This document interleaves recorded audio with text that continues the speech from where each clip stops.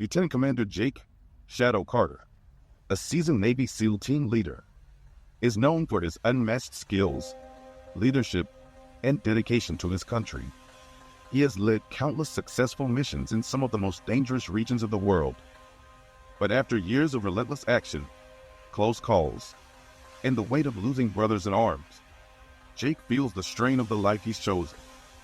At home, his wife, Emily, a former military nurse, has always been his rock. She understands the call of duty better than anyone, but the constant fear of losing Jake has taken its toll on her. After one too many missions, she pleads with him to resign and finally start a family. Tired and emotionally drained, Jake promises Emily that his next mission will be his last. This promise brings Emily a fragile sense of relief, but Jake's career has shown her that nothing is ever truly certain in his line of work. Jake's final mission is a high-stakes operation, a covert rescue of a kidnapped diplomat deep inside enemy territory. The mission is complicated, with multiple moving parts, a hostile environment, and intelligence that suggests a potential double cross. Jake's team is composed of his closest brothers, men who have fought alongside him through thick and thin. They trust him implicitly, but they too sense the weight of this last mission.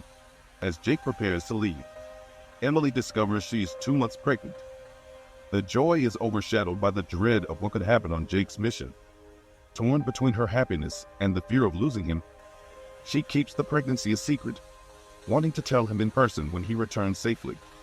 However, as she watches him leave, an unshakable feeling of doom sets in, leaving her in a state of bitter sorrow. The mission starts smoothly, but soon things begin to go wrong. The intelligence they were given seems unreliable, and the terrain is more treacherous than anticipated. Jake and his team face unexpected resistance, and the rescue becomes a fight for survival. The tension rises as they realize they've been set up, leading to a deadly game of cat and mouse with an enemy that knows their every move. Back home, Emily battles her fears, haunted by memories of the friends she's lost in the service and the thought of raising a child alone. Each passing day without word from Jake drives her deeper into despair, as she struggles with the possibility that her worst fears might come true. Meanwhile, Jake and his team are forced to make impossible choices, pushing their skills and endurance to the limit. As they get closer to their extraction point, the team suffers losses, and Jake is faced with a harrowing decision that could either save his team or complete the mission, but at a great personal cost. The story ends on a cliffhanger as Jake, injured and running low on ammo, faces an impossible situation with his team in the balance. Emily, in the middle of the night, wakes up from a nightmare, clutching her stomach, sensing something has gone terribly wrong. Jake and his team, battered and depleted, find temporary shelter in an abandoned village deep within the hostile territory. The night is eerily quiet, the kind that makes even seasoned warriors uneasy.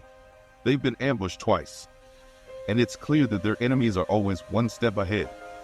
The betrayal that set them up haunts Jake's thoughts. Someone they trusted fed them false intelligence, and now the enemy knows every move they make.